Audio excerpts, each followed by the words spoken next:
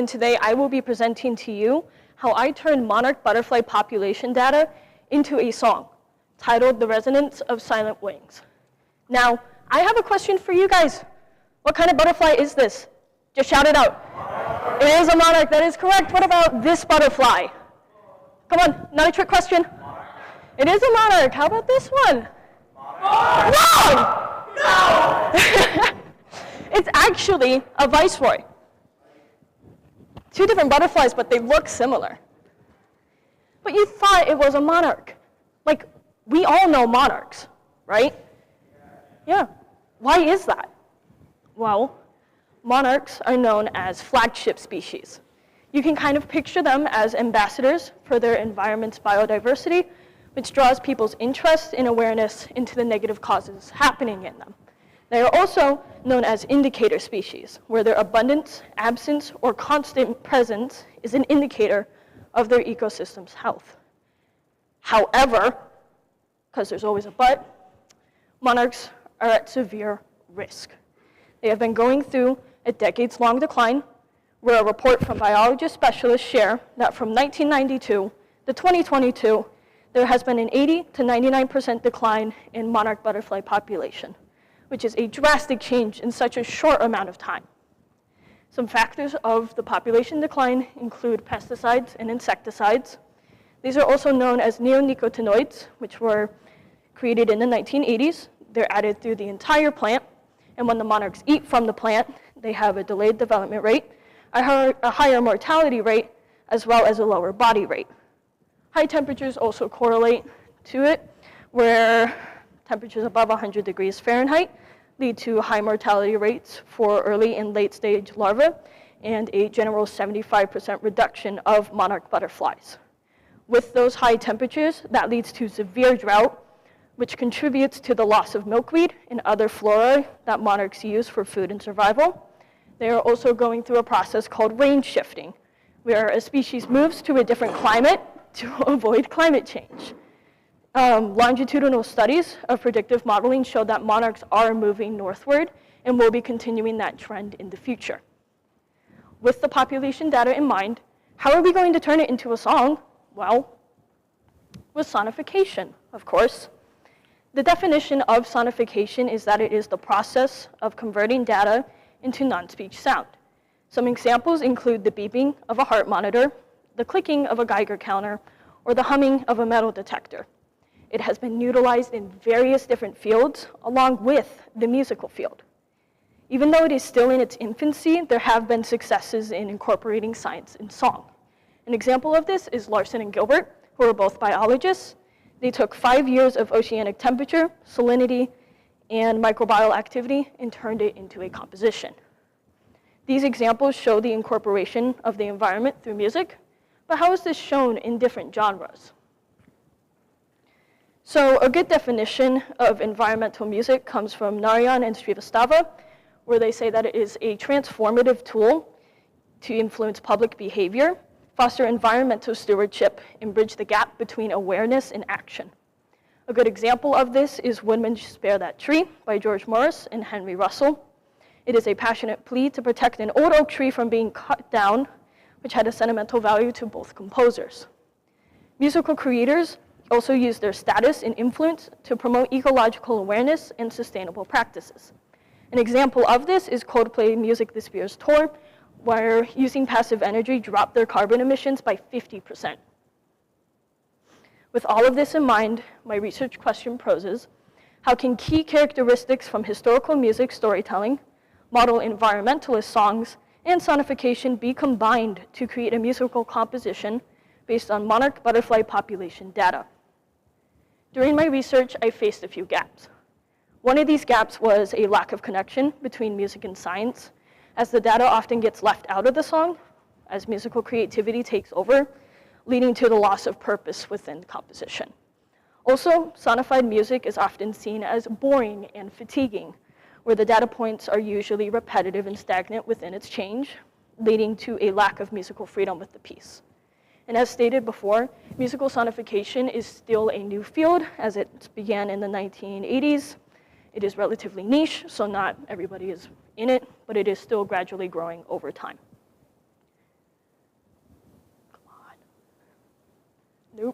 So beginning this process, I did a full-on analysis of 3 fields: historical examination across different time periods, as well as a lyrical and musical evaluation of 2 model songs. So my 2 model songs were Blue Ridge Mountains by Fleet Foxes and Ends of the Earth by Lord Huron. Both of these composers blend central folk tones that evoke warmth and liberation, as well as incorporate nature sounds, such as bird calls or trees rustling, to better immerse their audience within the environment. The 6 criteria that I chose for these 2 songs were the instruments they used, the key, the tempo, the dynamics, the criteria within folk music, and its runtime. This is the lyrical interpretation. This goes into the depth of the lyrics of both model songs, which helps better grasp the understanding of their connection to nature. The 4 criteria for this was the perspective, the themes, the nature connection, and its lyric form.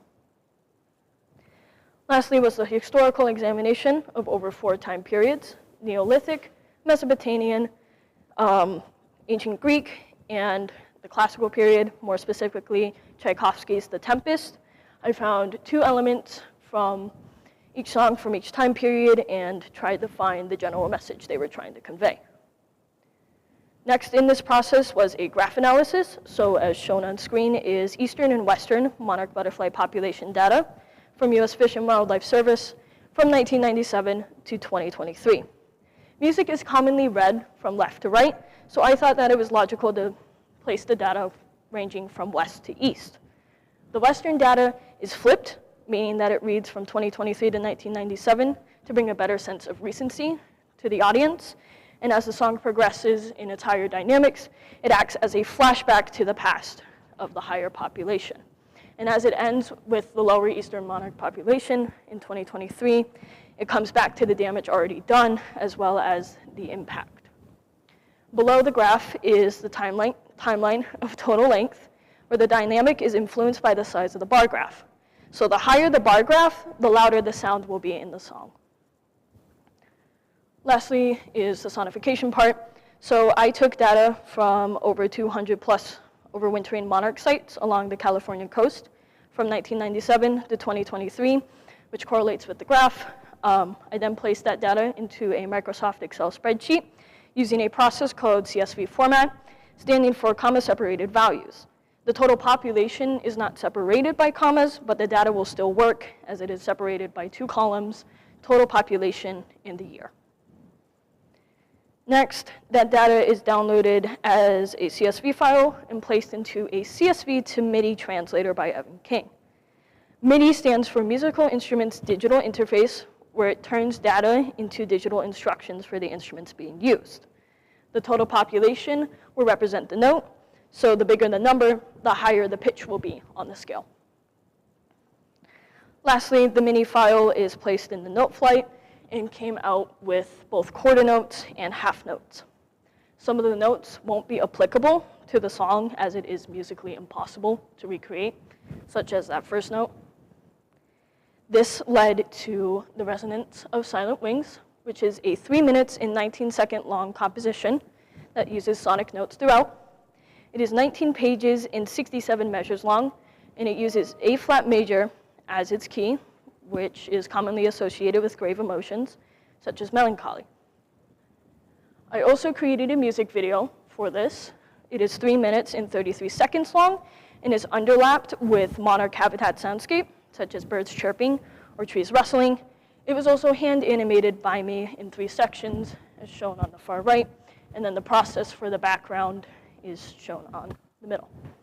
This next slide will show a short clip from the music video. This will represent the overall peak of the song and the abundance of monarchs. Alex, if you would please.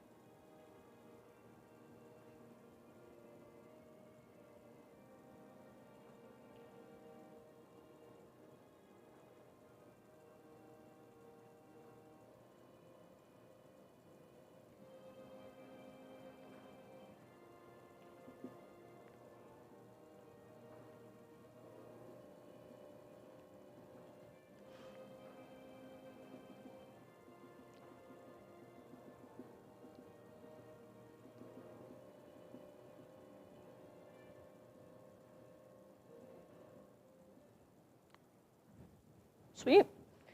All right. So how does this connect back to my research question? Well, historically, I used the process of leitmotifs, which was mentioned by Claudia in her prior presentation, which are recurring notes referring to places or persons, in this specific case, monarchs. There was a repeating triplet, do-do-do, that played throughout the song, bringing the audience back to the connection of monarchs. I also used a process called tone painting, where emotions relate to the specific key being used, and going back to A flat major, common feelings along with this are intimacy and warmth. Environmentally, I followed the structure of my model songs, such as using a 4/4 time signature, a 98 beat per measure, the same dynamic changes in similar instruments, such as acoustic guitars and a string trio.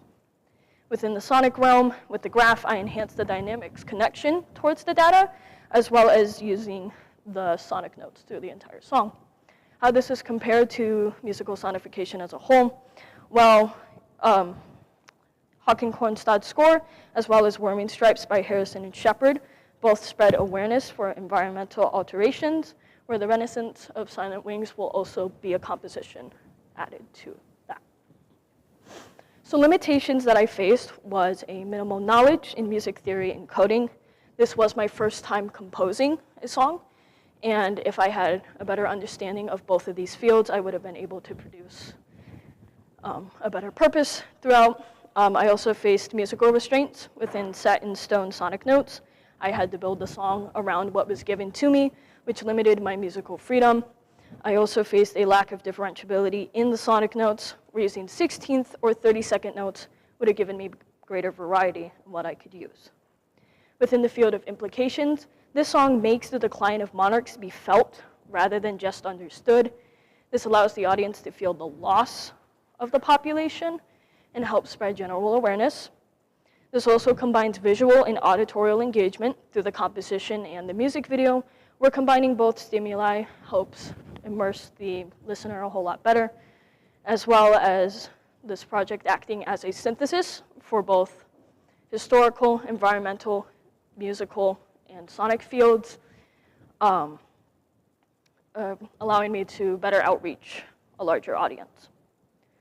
What future researchers could do if they'd like to do a project similar to this is maybe develop tools to sonify future population projections under different climate scenarios. This would help bring a better sense of recency to the audience, and they can auditorily and visually see the impact that can occur. They can also add new techniques to map population, such as migration clusters, to maybe correlate it with pitch and timbre, which would help diversify the notes being used. Lastly, they can add environmental stressors to add dissonance or chaotic sounds in its composition. Thank you so much for your attention and time. All sources, the sheet music in the music video is on the QR code on screen. And yeah, thank you.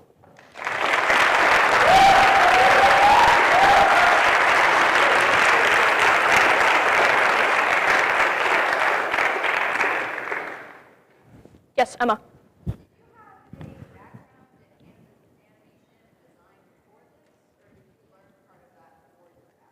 That's a good question. So, like way back in 3rd grade, I was introduced to animation, and I continued that for a couple years. It was nothing professional. It was just out of engagement and fun, and I kind of lost interest in that as time progressed. But using animation now to kind of help boost the relevance and the importance of the monarchs is definitely a skill that I do have now. Yes, Donley.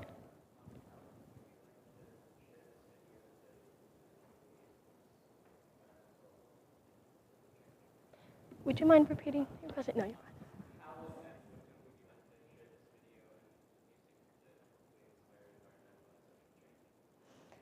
Anybody, really.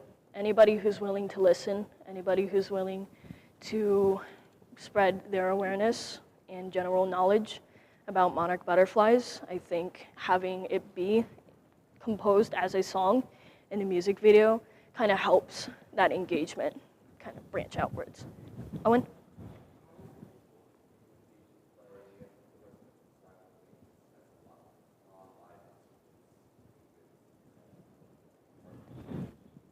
That is also a really good question. To play this song live kind of gives the audience like a stronger connection to the music itself. Using what was given to me in Note Flight with its more electronic sounds kind of diminishes maybe like the change in dynamics. Maybe I wanted it to be super loud and then super quiet. And that can't necessarily happen unless using live instruments. Cody.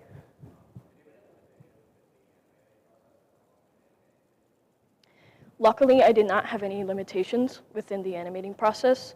With the initial sketches and a general outline of what I wanted to create, I was able to finish each 3 sections within like an hour.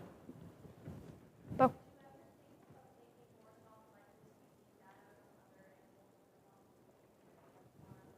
Yes, exactly. This is the entire purpose of this project. And it is kind of like an outreach being like, you can do this too. You can take any amount of data from anywhere and turn it into a song. Yes, Michael?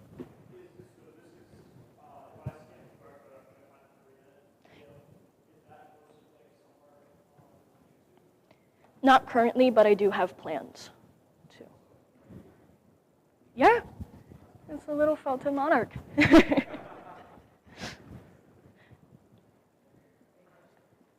Oh, yes, great. Sorry.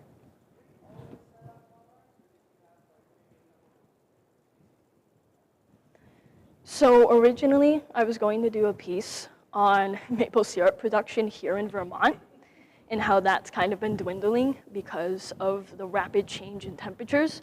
But because of my experience at Fairbanks as an assistant educator, one of the activities that we do with the kids was watch a butterfly documentary based on monarch butterflies. Bias, because I love monarchs, that kind of changed into the direction that I went, and we're here today. Any other questions? Yes, Owen. No, all credits for that are in the sources.